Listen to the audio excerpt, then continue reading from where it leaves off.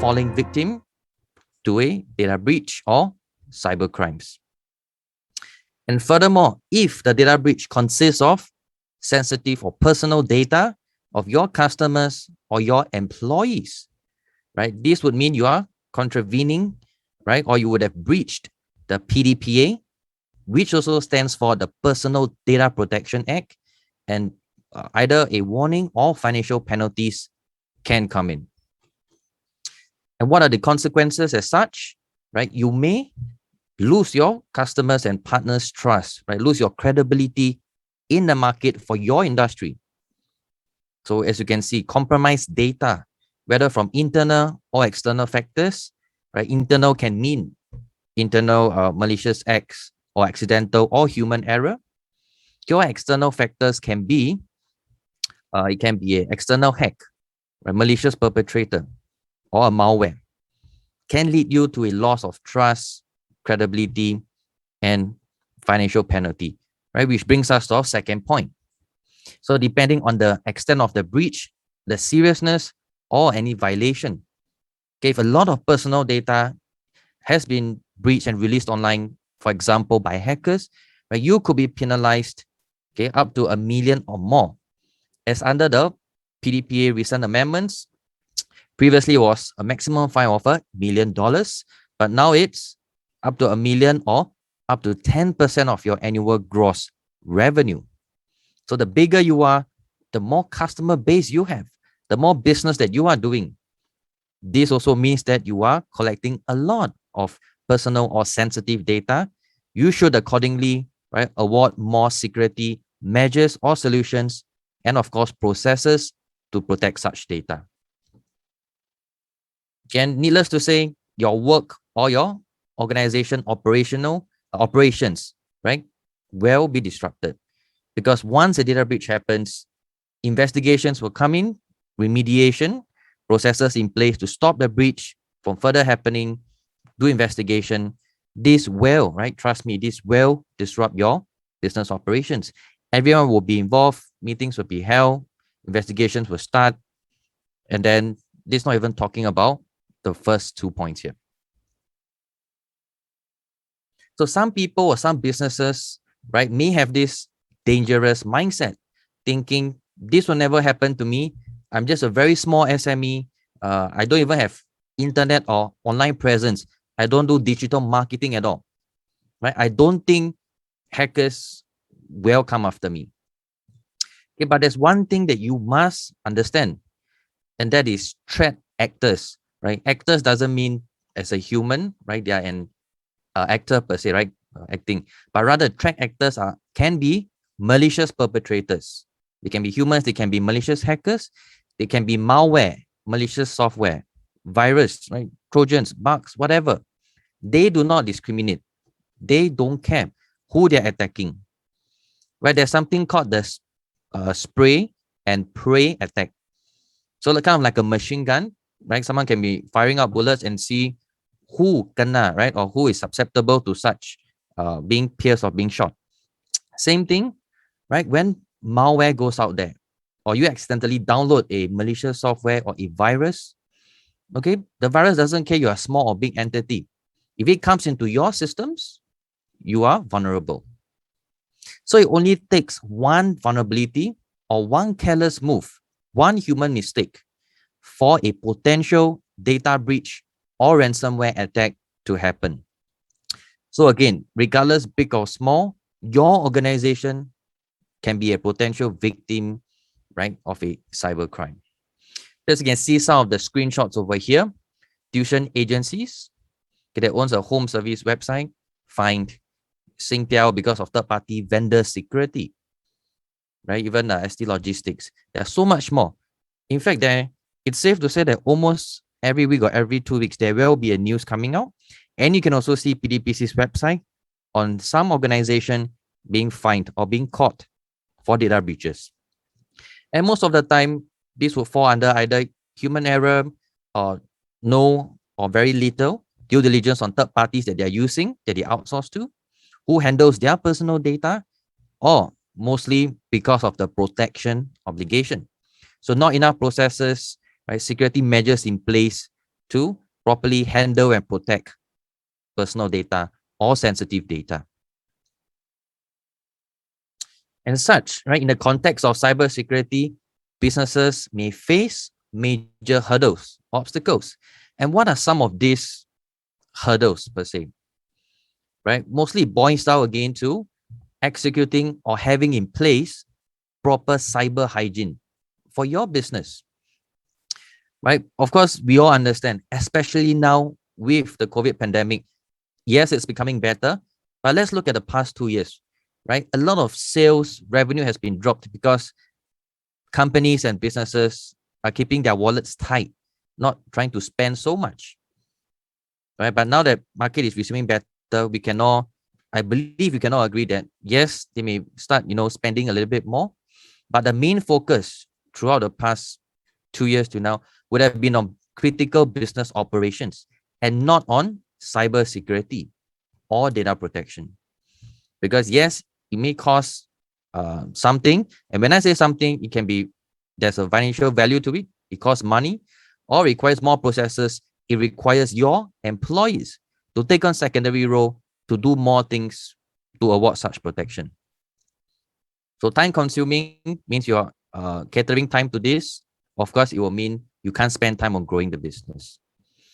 So very quickly, let's take a look at some common blockers or obstacles. Firstly, okay, lack of employee training or knowledge. We call this awareness. Right? If you simply throw out a question, right, to any employee to ask them, do you know what's email phishing?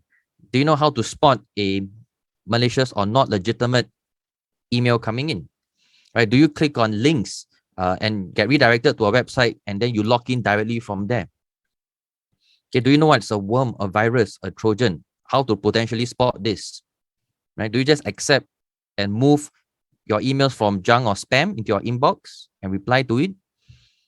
Right? All these are actually just very, very simple. I'm not going too technical, but all these are what actually every employee in the organization should very clearly know how to answer and know what to look out for.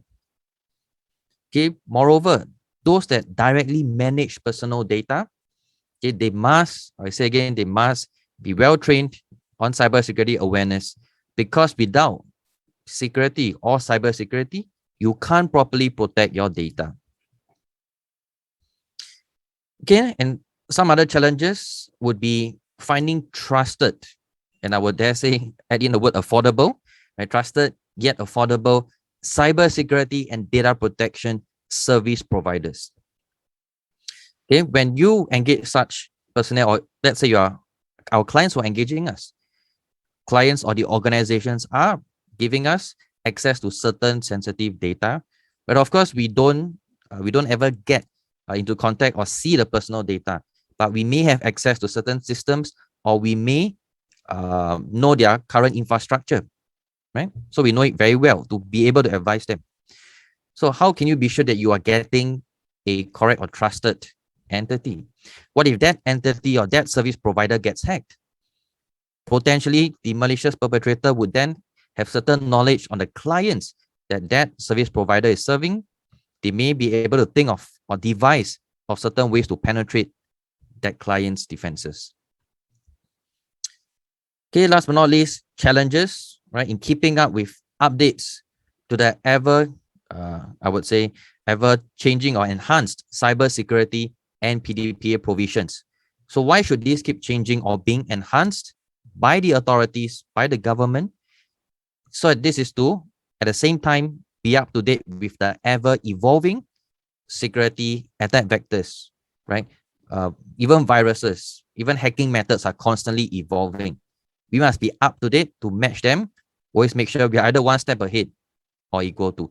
But sadly, I have to say most of the time, organizations are way, right, not up to date, far behind, lacking on adopting best practices, latest methods or solution to protect themselves.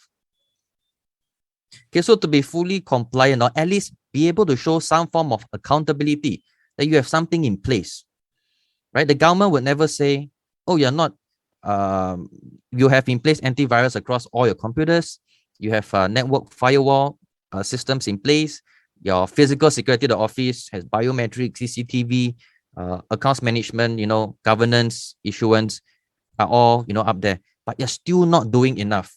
We are going to come in and penalize you, and we are coming in to fine you, right? Government doesn't work that way, or the authorities don't work that way. In the event of a data breach, okay, they will investigate and find out what do you have in place.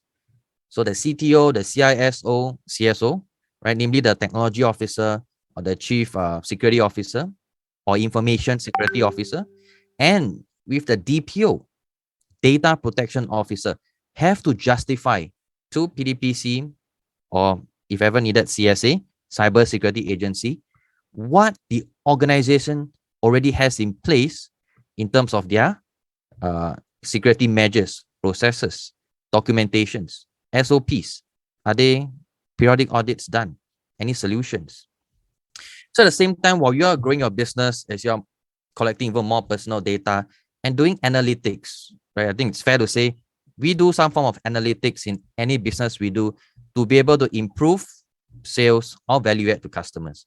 Right? We have to know what they want, what is working out, what is bringing in the revenue. Same time, such data must be protected. So, right, a hybrid work scenario further on then adds to the complexity or the difficulty of ensuring effective data protection policies in the organization. So here are some interesting statistics that we can look at.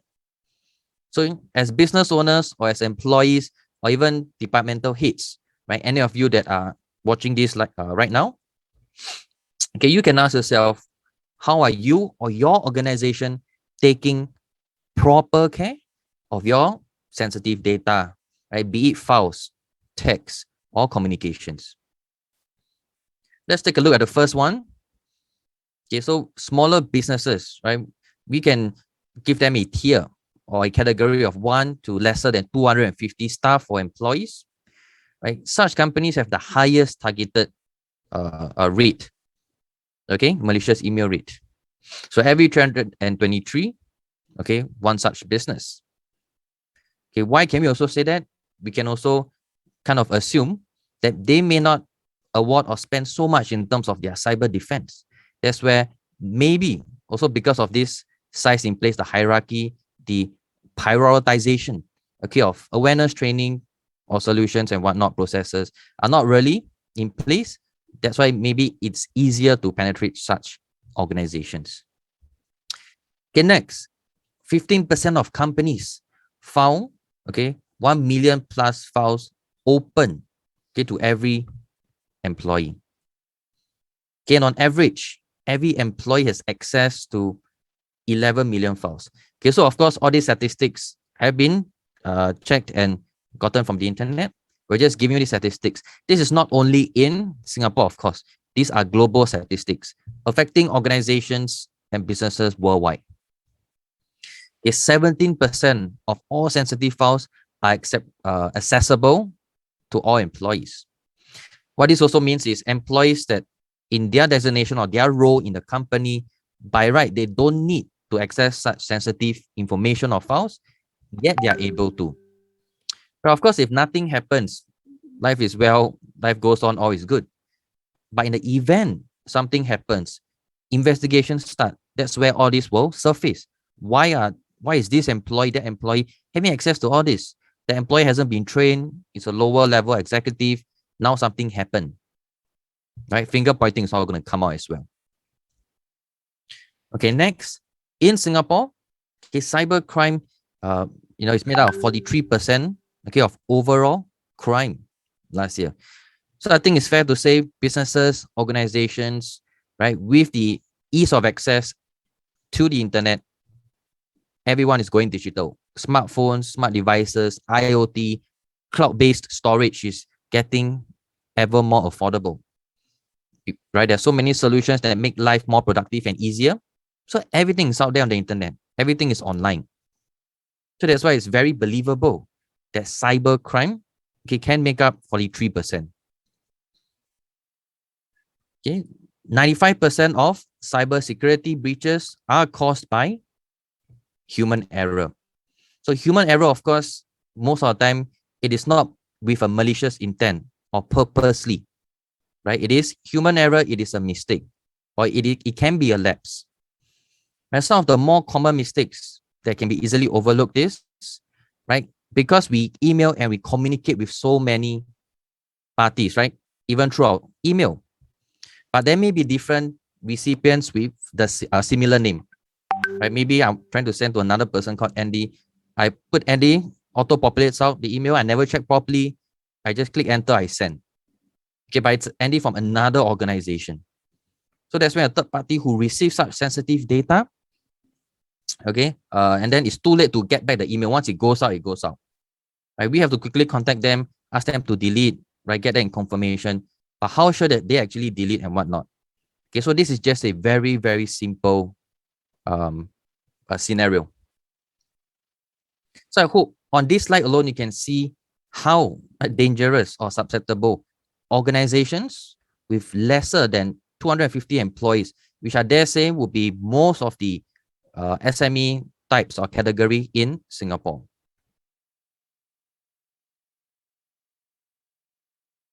Okay, so now we would like to do a quick demonstration, okay, of an email spoofing attack. Hope this will, make at least some of you guys, your eyes open a little bit bigger to see how is this even possible. So if anyone, okay, would like to submit their business domain to let us test, right? All we need is just your work, okay? So your work email address, your business email address, put it into the Zoom, okay, live chat right now, and give us a minute. Okay, let's see if we are able to use your email address to send out to ourselves. I'm going to open my inbox to show you if it's possible. And I don't even need your password, just your email address itself. Okay, so while hopefully any of the audience, right, watching this right now is going to give us their work, one of their work email addresses. Okay, I'm just going to continue to explain first. Okay, what is this email spoofing, right? Also known as a business email compromise, BEC.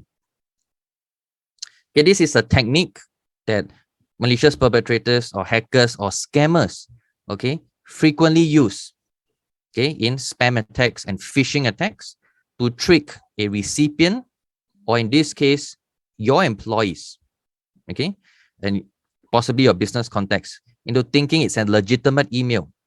Okay, because they have been corresponding with you. If I'm a malicious hacker, I know your email address. I can use your email address to send out to anybody I want, and they'll think it's from you, right? I may CC other people as well, right? So then when the person replies, we can still monitor the reply. We, as in the malicious hackers, and they may then try something funny, of course, with malicious intent. Try to send or update invoice bank information, right? Just one of the what do you call that? The possible ways that a hacker can use such techniques. Okay, on the right here, you can see this QR code, right? Those of you who are using a mobile phone or cameras, you can scan this, right? This is one of our articles on how to better protect against email spoofing or business email compromise attacks. Okay, let me just take a quick look at our Zoom chat. Has anyone please send us an email? Right, we'll need one of the participants' email address. Right, would anyone like to volunteer? Right, just to make you feel a little bit more comfortable, right? You may not already know, but it's already happening. Hackers are already or could have already used your business email to send out to anyone they want, and you wouldn't even be able to track it or know it unless the recipient sends back an email back to you officially to ask you, is it legitimate? Right, and we don't even need your password. Let's see if anyone is sending very quickly. If not, we'll just move on. Okay, I see no one wants to land their email address, just the email address itself. Okay, so we will move on. Don't worry, we always ask your permission first, right? Because this is for education, or rather educational and demonstration purposes, not for malicious reasons. Normally, when we do show the demonstration, the person, the owner of the email address is very shocked, right? But before I move on, I just want to touch on one more thing, and that is with email authentication solution in place, you can put a stop to email phishing. So those of you who want to find out but it's not comfortable because this is a live webinar, you want us to do a free test for you, right? To use your email address to send back to ourselves and even CC you yourself. You will receive an email from yourself. And then if you are vulnerable, you like us to fix it, just contact us. Okay, I'll not drag further. Let me move on. Okay, to harvest full compliance, full compliance or better comply with the law, right? To have better cybersecurity in place, be compliant to PDPA, prevent a data breach. Here are some best practice or 7 common mistakes that you as an organization with a few simple steps and processes in place can better avoid, right? Making such costly mistakes. First, okay, insufficient data protection measures, insufficient or non-existent, right? If you don't have any form of data protection measures, can be as simple as governance of passwords, right? You don't set frequent change or periodic change of passwords, no password complexity, no processes in place. You don't encrypt sensitive PDF before sending out via email. These are just some ways that can help you and save you a huge headache in the long run once these SOPs are implemented. Okay, or little or no information security practices, which are similar, but we call this IT security practices based on your current infrastructure, architecture, network, endpoints. There are so many things that you can do, right? Slowly that will enhance your overall IT security. Okay, vulnerable IT infrastructure, network or systems to online threats. So for example, if you haven't, from day one that your business is running right to now, haven't done a prior VA or VAPT, this stands for vulnerability assessment. Okay, VAPT stands for vulnerability assessment penetration test. Okay, this means that you engage security professionals or service providers like ourselves to open quote, right, legally come in and scan your networks, your systems, and hack you. And all we need to do or have access to is just the internet. Right, you heard that right. From just the internet, from me sitting on my computer here, I can test and find out if I'm able to access your, administrative or back office of your software, of your network, your systems. Can I enter the computers of your employees? Okay, all from the comfort of my computer again. So you can consider engaging service providers to do so, and you will be furnished with a report on what are the loopholes, exploits, or vulnerabilities, so that your DevOps team or your IT department can go and remediate or fix the issues. Right? Because the bad guys don't need your permission to do so. So you can really, and we do recommend you considering, get the good guys to come in, find out if you are vulnerable, put a stop to it. Because by the time that you know you're vulnerable, it may already be too late. Okay, improper training. So policies are not communicated. That means there's some form of plan or IT security management program in the organization, but maybe only certain employees are kept aware or updated, or maybe management. This information or awareness is not pumped down to everyone. Which also links to the next point, disjointed practice. Different departments, they may be working in silos, they don't communicate much. Furthermore, with now hybrid working environment, work from home, staggered in office, this and that. Because of different practices, something may happen. Okay, complacency. Again, going back to one of the original points, if you're thinking that you're a small or smaller SME, you don't have much, if not even no internet presence, no digital marketing, you directly communicate with clients who you have been serving for the longest time, physically offline, right? Again, there's no discrimination from malware, worms, trojans, or the hackers. If they automatically find a way to enter your systems, you are still susceptible. And last but not least, trusting third parties and poor contracts. That means you never sign proper agreements like DPAs, data protection agreements, never do proper due diligence or getting your vendors or third parties to fill up certain checklists so that you can understand internally, should you even disclose sensitive or personal data to them to engage their services?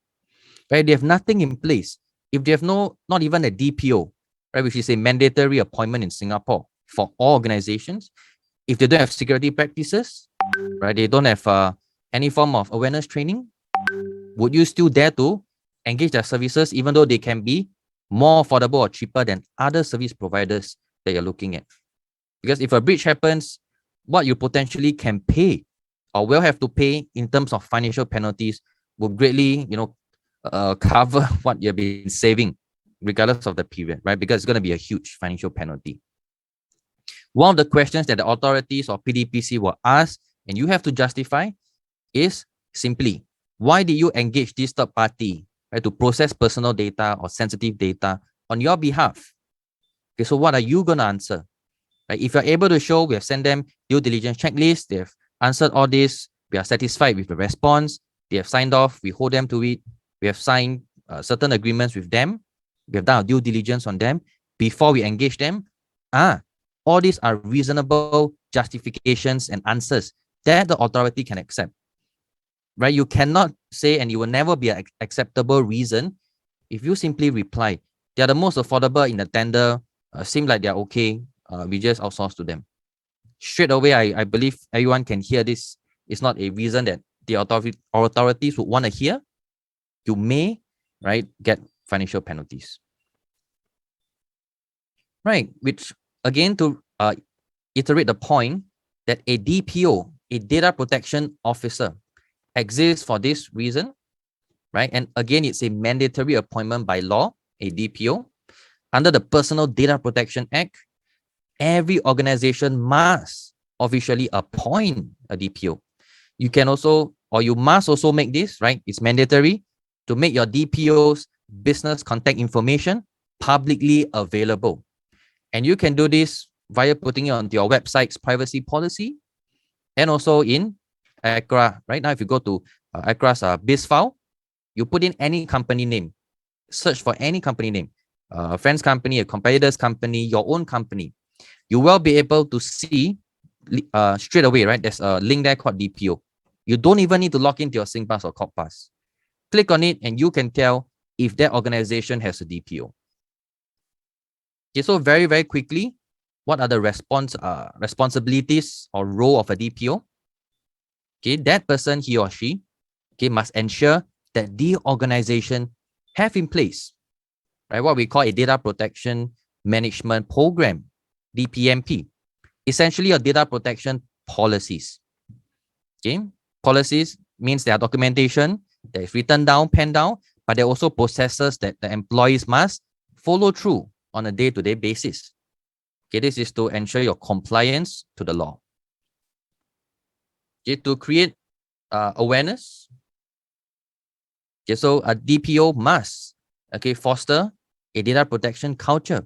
Let them know what the PDPA is, and more importantly, what the data protection policies are, so that they can follow through on them. Okay, manage processes. This is different from the earlier point. So there are at least 4 processes that must be formalized under the PDPA. These are your access requests, correction, complaints, and consent withdrawal. Right, just to share something, right, a lot of businesses don't actually know. Any individual have their individual rights afforded to them under the PDPA. Right, let's say me, I'm an individual. I can go up to any company that has my personal data. So let's say I have an account on Lazada or Redmark, right, Q10, Shopee. I can go up to any of these organizations and demand, yes, I said, demand access to my personal data. I can ask them, what personal data you have about me, how have you used it, and who have you disclosed it to in the past 1 year. 1 year leading up to the date of the request. The organization must give me access to what I'm asking. They must. So you as an organization, you must have in place formalized processes to handle such requests and queries. Okay. Something interesting also to share is the organization may or can charge a processing fee. to handle such requests, only for access requests. Corrections, consent withdrawal, complaints, all this, we cannot charge anything, but you must still handle them. Okay, next point, conduct risk assessment. So a DPO must be proficient, knowledgeable, professional enough, okay, to know how to perform the relevant risk assessments for the organization. Okay, this can be as simple as governing the physical entrance to your office. Make sure no strangers or third parties can just walk in without any employees knowing. Okay, this can be the network security, right? Do you have any proprietary software? Have you done pen testing on your network and software before? Do you have any on-premise server? What are the protections awarded? Right, so many things. So it differs from organization to organization. Okay, be the point of contact. So a DPO is supposed to be the front line, okay, first point of, I would say, defense and liaison contact to the authorities. In this case, the PDPC. So anything, complaints, queries, investigations, PDPC will only talk to the DPO first. DPO then can delegate out or assign certain tasks to the rest of the employees. But DPO is the person front-facing, the shield to a company to answer all this externally. Again, miscellaneous tasks, what do we mean? So anything else related to the data protection, data privacy, and to a large extent, cyber security, right? The DPO has his or her part to play. Okay, because again, without cyber security, you cannot protect your data, which a large percentage of businesses are all fully digital or fully online. So have you then ever wondered, right, after hearing so much, after better understanding, hey, now this DPO role, my company don't have, and I just heard that it is mandatory. If I don't have, PDPC finds out, I may get a financial penalty. I cannot afford to kena such thing. Then my partners, customers, other stakeholders leave me. Okay, so some things to just consider. Okay, you can ask yourself, right, is it better for you to appoint a current employee, okay, as a DPO? That means giving that person a secondary appointment, right? Can you afford to increase his or her monthly salary since that person is taking on more responsibilities right now? Can his or her work be covered? Okay, that means his current work. And that person must also go for various trainings to get the knowledge, even before implementing or executing anything. Can he or she be trusted to be responsible with the necessary knowledge and expertise to ensure your organization is PDPA compliant? But one of the worst frustration is a big problem for a lot of organizations is actually what happens when he or she decides to leave your company, right? You cannot enforce that that person must stay with you. You may pay thousands of dollars, few months of training to train up one of your managers or IT manager, whoever, right, per se. After a year later, with that newfound knowledge, even before he or she can implement anything, he jump ship or change company, right? Someone else offer higher pay, right? All the past time and resources, financially and in terms of commitment, has been wasted. You now have to go through the frustration, training up someone again, investing time and money in a new person. And again, if that person leaves you, you go through the same process. Okay, just a few more other questions. Right? Can you afford to hire a dedicated, right, in-house DPO full-time? Compliance officer, they don't come cheap as well. Right? They have to be ethical, knowledgeable, with experience, right, to protect you. Is that person going to be meticulous, right, with your sensitive data? Again, can that person be responsible or trusted for your PDPA compliance? And again, what happens if that person leaves your organization? So very quickly, just to share, right, you can consider outsourcing your DPO as well. Firstly, again, let's remember, appointment of a DPO is mandatory, right? And you most probably, right, with most organizations and SMEs, do not have the time financially and the resources to have in place either a dedicated or a secondary appointment of a DPO internally. So you can consider outsourcing. And even on PDPC's website, they have said they understand organizations with resource constraints can outsource certain functional aspects of a DPO's role. And that's where Privacy Ninja steps in or can come in. Right? An instant solution for you to not touch on your existing resources so much. Yes, of course, we'll still need to communicate with a point of contact to understand, fill up certain checklists, get everything in place. Right? Most probably employees will not have the necessary bandwidth to take on additional responsibilities, knowledge, figure out what to do. It's going to take you a year or more, trust me. Okay, hiring a new employee may not be practical, and you should be focusing on what you do best, which is growing your business. Right? So let us come in with a very fast compliance setup. Okay, so right, just a few more quick points. To check out our advantages or benefits that you can get, what you'll be getting is a designated DPO that will be registered with PDPC, shown on your ACRA as well. Okay, we do frequent audits on your business processes. We come down to office, do up the report, send to management, give you recommended action plan. Okay, we develop the DPMP, Data Protection Management Program. Okay, we review your website's privacy policy, make sure you have a compliant one, because that's externally facing. Everyone will read from there. Okay, we will answer very quickly or address any queries or complaints, right, PDPA related, by having a auto forwarder, right, but you own the DPO at your company group email. It will automatically forward to us. We quickly advise you what to do. Okay, we will also, and we are compiling the latest PDPA breach regulations, enforcement cases, cyber attacks, put it nicely into our email newsletter, and we send out to all clients on a weekly basis. So you get up-to-date information. You don't have to go out there, scour, and read up news. This one simple email per week that you receive, all is nicely done up very quickly in 5-10 minutes. You can read up, kept up to date. And last but not least, right, we'll arrange for the corporate PDPC's e-learning, courseware, and assessment, right? And there's also a tracking of the results for your employees. So this fulfills, right, the annual training awareness requirement, right? And more. There's also cybersecurity coverage, all included, right? Monitoring, breach accounts database. We are not going to go through that. Okay, very, very quickly, the cost of an in-house DPO, at least in the first year, is going to cost you about $70,000, right? Some people may be shocked at this number or thinking that I'm fluffing up the number or exaggerating. So a very quick breakdown. If you look at it, training, right? Even if the government subsidy is available to send just one employee and go for the necessary assessment or certification, also costs money. You got your fundamentals course, DPO hands-on course, practitioner course, CIPM, CIPP. Going to cost you about 6K, right? From our calculations we did. Policies. A DPO who goes for such training will not know or have the knowledge how to draft all the data protection policies, processes, everything. But the DPO's role is to ensure that such policies exist and have the knowledge how to edit, amend, or maintain them.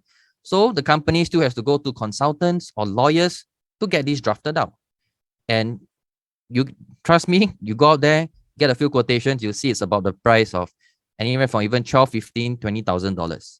There are few clients that have been quoted by some of the big auditing firms for 6 digits.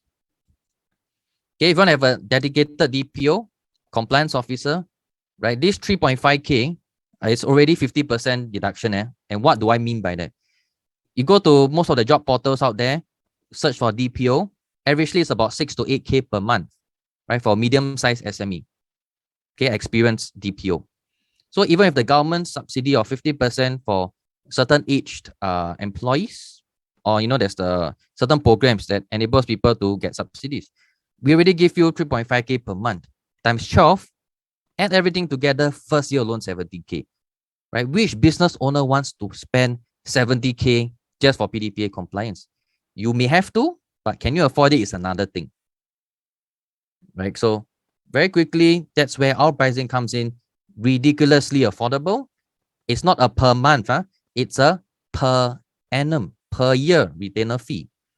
Based on how big you are, or accordingly, what's the employee size of your companies, you're looking at such affordable prices. And the previous slide on all the scope are covered. I'm not going to go through it detail. Feel free to contact us. We will arrange necessary meetings to explain.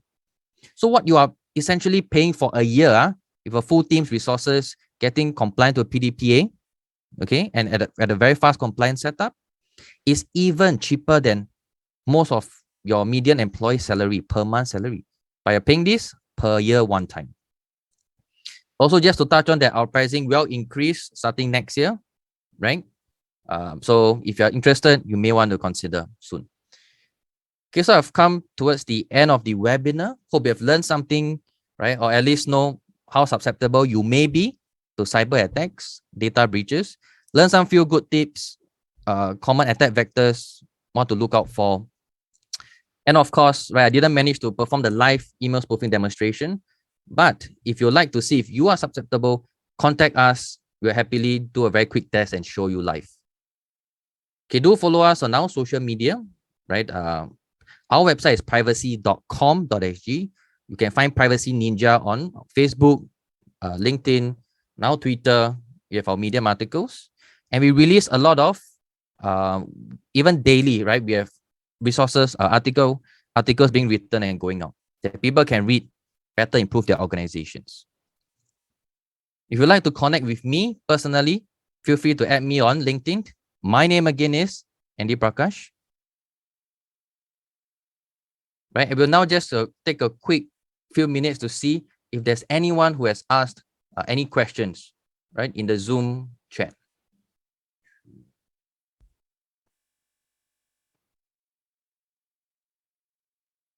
Okay, unfortunately, there isn't any questions that I can see. But again, don't worry. You know who we are. You know where to find us. Feel free to drop us an email question anytime. Oh, sorry. There is a question. Okay. So someone has asked, our team is currently on a work from home setup. Do we still need to appoint a DPO? So the answer straight away, without thinking, is yes, right? There cannot be an answer that is no. Firstly, appointment of a DPO is mandatory for all organizations in Singapore. When I say organizations, it doesn't even mean businesses only. It means as long as you collect, use, or disclose personal data. The moment that you have one employee, you have payroll, you pay salary, you collect NRIC, you have CPF contribution. You can be a club, a community, a charity, an association, a clan, a non-for-profit. You can be an MCST, management councils that handles the property in a condo, industrial building. All of them are considered as a organization under the law. All of them must appoint a DPO. If the authorities find out that you do not have a DPO, right, there will be consequences. You may be out with a warning, but most probably have be fined as a financial penalty. Of course, if there's a data breach and you don't have DPO, it's even worse. The financial penalties are very high, as can be seen from all the news, because you collect personal data and you don't take proper care. You never appoint DPO to ensure that things are in order. Going back to your question, you're currently working from home. Yes, you need DPO. DPO is then supposed to, right, make sure that the basic processes that when everyone was working in the office are already there. And what are some better tips to look out for? Right, management supposed to dish out such information to the employees. Right, like don't the computer that you're using, if it's not an office laptop that's solely used for work purposes, you're using a personal PC, is understandable since you have to work from home, mandated by the law and your management. Right, then some of the things, please make sure you have antivirus, malware detection software. Don't install unknown or untrusted software. Right, try not to let anyone else use your computer because you don't know what they're doing. They may make you vulnerable by installing or downloading something accidentally. Right, your network, your Wi-Fi, please make sure that it is as password on it, WPA2 encrypted. So many things. So your DPO must ensure all these are in place, protect the organization. If you don't have a DPO, no one knows, life is good, goes on. But when something happens, first question is, who is your DPO? I want to talk to your DPO. Send me your policies. Why did this happen? You are unable to answer, financial penalties come in. It's just like that. Okay, I hope managed to cover it properly. Yeah. Okay, there's no other questions, and we are kind of have hit across the time actually. So I appreciate and I thank everyone who has joined in and stayed with me till now for this webinar. Hope you have learned and gained some more knowledge, certain things that you can already implement into your organization. A very big thank you again, and also to MeGoEvents for allowing me to share these data protection and cybersecurity tips, right, webinar to everyone. Okay, I hope to see some of you in the near future, right? Contact us for anything that you may need help with, and right, take care.